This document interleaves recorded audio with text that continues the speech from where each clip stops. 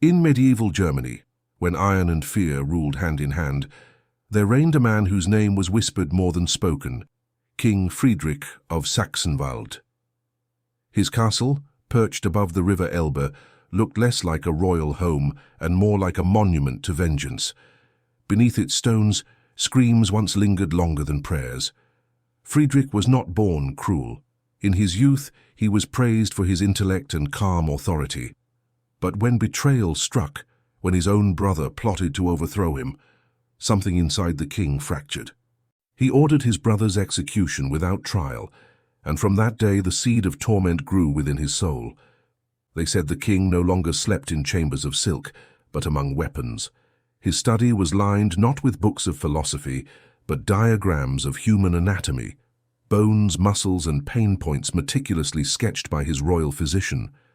It was there that the concept of the Iron Coffin was first drawn, long before it became a legend whispered in fear. To his people, Friedrich was a divine ruler blessed by the sword. To his court, he was a man haunted by visions of betrayal. Even his loyal guards spoke of him walking the corridors at night, muttering about loyalty and justice, words that had long lost their warmth. Saxenwald had known peace under his iron rule, but peace born from fear is a fragile thing. Taxes filled his vaults, yes, but they also filled his dungeons. Villagers were punished for dissent, merchants for greed, priests for prophecy, and yet no one dared rebel, for they had seen what happened to those who displeased the king. His throne room glowed with candlelight that revealed not comfort, but judgment. Skulls adorned the pillars, each said to belong to a traitor. In the great hall stood the chamber of discipline, where the king would pass verdicts not with parchment, but with steel. The scent of iron never left that room. The courtiers spoke softly when near him. They said he had begun to see himself as God's instrument, a purifier of corruption through suffering. Pain cleanses the soul, he once told his scribe, and the body is merely the vessel of sin. Those words would later carve themselves into the history of torture. Friedrich's mind grew darker after the famine of 1473. The peasants blamed him for hoarding grain. Riots erupted in 3 villages, and his guards were attacked. Enraged, he summoned his blacksmiths to create something that would teach obedience to the lungs themselves. That was when the first iron shell was forged. The blacksmiths worked in silence, not daring to ask questions.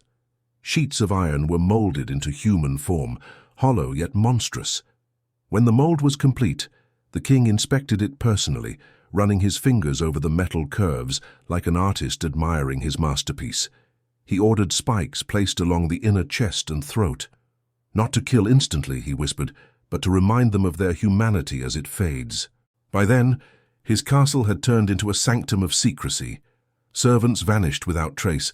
Architects who designed dungeon chambers never left alive. The people began calling him Friedrich the Silent, for every decree he gave was followed by silence, the silence of the condemned. Priests from Mainz came to bless the castle and purge the evil rumored to dwell within, but the king refused them entry. "There is no evil here," he said with a chilling smile, "only order." His words echoed through the hall like a verdict. Even his Queen Elsbeth feared him. Once she begged him to stop his punishments, to remember the man he once was. He turned to her and said softly, "Do you know what mercy breeds, my love? Rebellion." From that night, she slept alone in a locked chamber, praying to a god that seemed to have fled the castle long ago. Outside Saxenwald, stories spread like wildfire. Travelers told of a ruler who measured justice in screams. Some called him a madman. Others said he was merely enforcing divine law. But no one could deny that the king's name had become a warning, and his castle a shadowed wound upon the land. Friedrich's reign continued for years, untouched by rebellion, strengthened by terror. Yet as he aged, so too did his obsession deepen. He began keeping diaries filled with sketches of contraptions, wheels, spikes, clamps, each one an instrument of what he called salvation through agony. Among these sketches lay the perfected design of his iron creation, a full-body coffin, sculpted in the likeness of a saint, its face serene and holy. But within, a chamber of horror, The king gave it a name, the Iron Maiden of Saxenwald. It was not yet used, but it stood ready, gleaming coldly in the torchlight of his chamber. His guards often found him staring at it for hours, whispering prayers of repentance and judgment. He believed that through this invention he could cleanse the kingdom of deceit, that only through pain could the soul ascend pure before God. By the winter of 1478, the air in Saxenwald was thick with dread.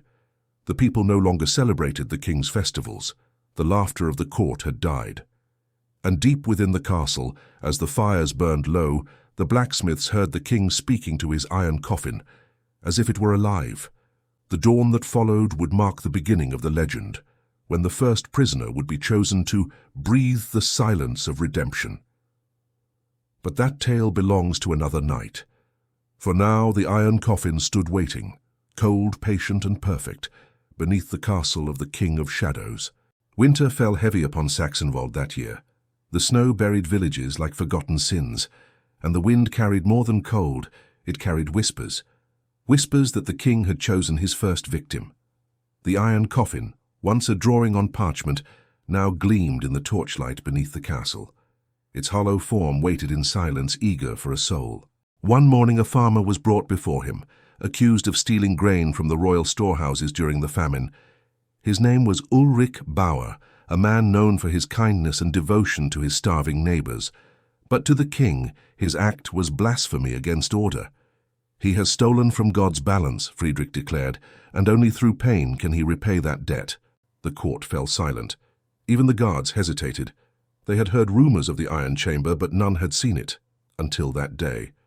The king rose from his throne, motioning for them to follow.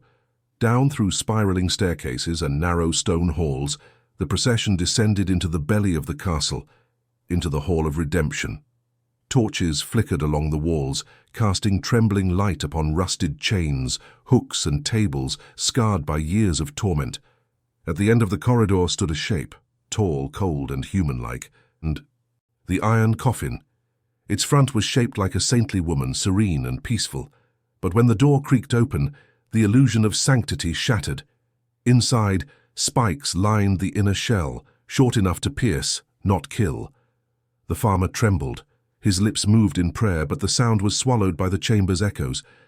The king stepped closer, running his hand along the coffin's edge. "This," he whispered, "is not a tool of death. It is a cradle of truth. Inside, the soul learns to listen." The guards exchanged glances, unsure if they were serving justice or madness. But disobedience meant joining the condemned. They seized the farmer and pushed him toward the Iron Maiden. Ulrich fell to his knees, begging for mercy. "Your Majesty, I only wish to feed the hungry," he cried. Friedrich leaned in close, his voice almost tender. "And so you fed rebellion. The hungry will learn through you what happens when order is defied." With a slow motion, the king nodded. The guards forced Ulrich to his feet. The iron door groaned open wider, a metallic yawn of doom. As the man was pressed inside, the spikes bit into his flesh with wet, muffled sounds. He screamed, but the coffin swallowed his voice. The door shut with a clang that echoed through every stone of the chamber. The torches flickered, as if recoiling. Blood seeped slowly from the seams, dark and thin. The king watched with unblinking eyes, lips moving in prayer. "May his sins leave through his veins," he murmured. Minutes passed, then hours. The room grew colder, filled only with the faint sound of breath, shallow, broken, desperate. Ulrich lived longer than anyone expected. His gasps became whimpers, his whimpers became silence. When at last the door creaked open, his body was found upright as though still standing. His face was serene, almost holy, a mask of death molded by agony. The king stared at him for a long time, then smiled faintly. "He has been purified," he said. That night, the iron coffin was cleaned, polished, and returned to its place like a sacred relic. The king ordered his scribe to record the event as the first redemption of Saxenwald. It was not written as an execution, but as a ceremony. From that day forward, the iron coffin became a symbol of justice. The people began to fear even their thoughts. Spies whispered that the king had developed an obsession, not merely with punishing crimes, but with watching the process itself. They said he sometimes visited the dungeon at midnight, speaking to the empty coffin as if it were alive. He began inviting nobles to witness the cleansing. They stood behind iron bars, forced to watch as the condemned were locked inside, hearing the slow sounds of struggle until silence fell again. The king would stand motionless, hands clasped behind his back, whispering psalms. But something was changing in Friedrich. Though he found satisfaction in his justice, the nightmares had returned. He saw his brother's face, pale, bloodless, staring from within the coffin. At night he woke screaming, believing the Iron Maiden called his name. Servants claimed to hear footsteps in the dungeon long after the king had retired. His queen, Elsbeth, could bear it no longer. She wrote letters to the church in Mainz, pleading for help. "The king has surrendered his soul to metal," she wrote. "He believes he serves God, but he serves the darkness he forged with his own hands." The letters never reached their destination, intercepted by the king's guards. The following spring, the second victim was chosen, a monk accused of heresy for preaching mercy over punishment. His execution was public, held before the nobles in the Hall of Redemption. The iron coffin gleamed brighter than ever, newly polished, its spikes sharper. As the monk was led inside, he turned to the king and whispered, "The Lord sees not your purity, but your pride." For a brief moment, something flickered in Friedrich's eyes, guilt or perhaps recognition, but it vanished as quickly as it came. When the door closed again, the sound was almost gentle, like a sigh. The monk's prayers filled the air for a while, then faded. The silence that followed was heavier than any scream. When the body was removed, the king fell to his knees. He touched the blood-stained spikes and whispered, "Forgive me, Father, for I cleanse in your name." His courtiers watched in uneasy silence, unsure if they were witnessing holiness or madness. By the end of that year, the iron coffin had claimed 7 lives, each death recorded as an act of redemption, each victim remembered not as human, but as a lesson. Yet behind the king's stern eyes, cracks had begun to form. The machine of fear he had built now whispered to him, promising salvation through his own suffering. And deep within the castle, when the torches burned low and the hall slept, some swore they heard a faint sound, a metallic heartbeat echoing from the coffin itself.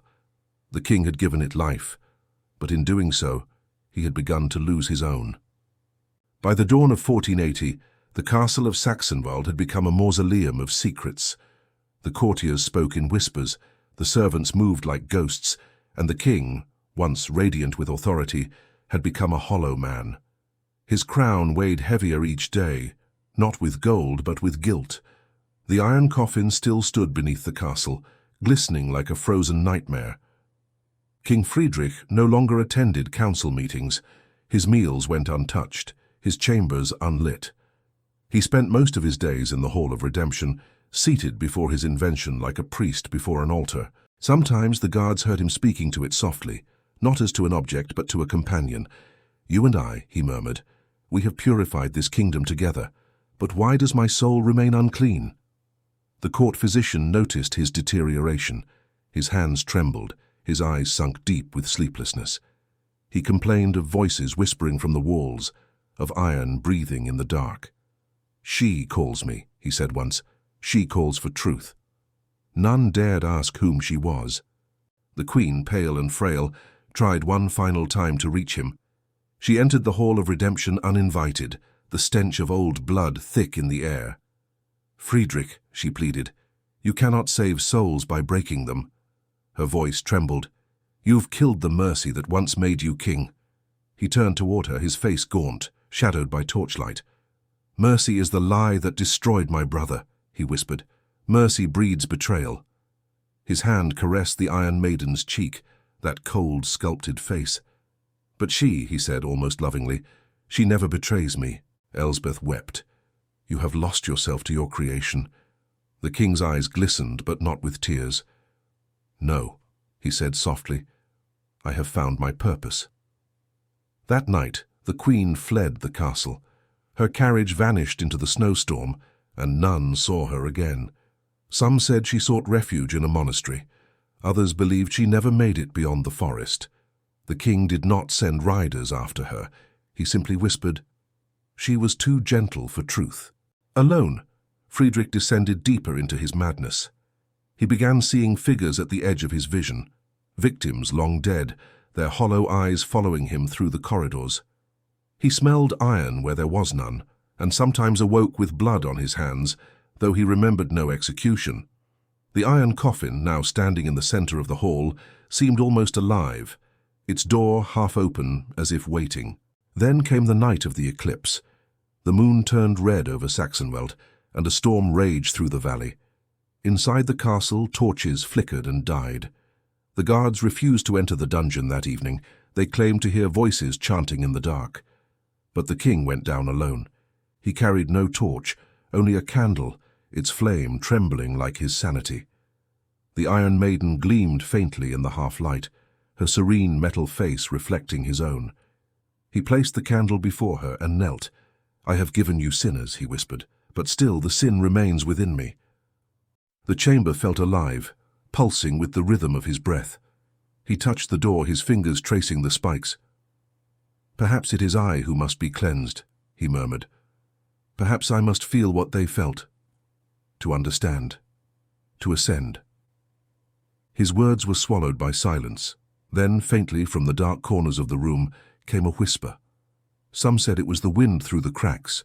Others swore it was a woman's voice, calm, patient, waiting. "Then come," it said. Friedrich rose slowly, his mind drowning in devotion and guilt. He opened the iron coffin, its hinges groaning like ancient bones. The spikes inside glistened red, as if thirsting. He spread his arms, staring into the hollow darkness. "Forgive me," he whispered, "for I have built my own damnation." The door began to close. No scream followed, only the creak of metal and the final hiss of air. The candlelight fluttered once, then died. When morning came, the guards found the Hall of Redemption empty. The iron coffin stood shut, its surface cold and still. No one dared touch it. For 3 days the king did not appear. The court panicked, priests were summoned, and at last the bravest among the guards opened the chamber. Inside they found the king, or what remained of him. His body stood upright, pierced but peaceful, his eyes closed as though in prayer. His crown lay at his feet, and across his lips was the faintest trace of a smile. The coffin door was sealed again forever. The guards fled the castle, swearing never to return. Saxenwald fell silent. Within a year, vines overtook the walls, and the wind carried whispers of the king who found redemption in iron. Centuries passed. The castle became a ruin, its halls buried in moss and time. But travelers who wandered near the Elbe still spoke of the iron coffin of Saxenwald. Some said on stormy nights when thunder rolls and lightning strikes the hills, the old dungeon doors creak open. A dim glow appears in the depths, and from within, faintly, comes the sound of slow, hollow breathing. The King of Shadows, they say, still lingers there, forever locked in his masterpiece of silence.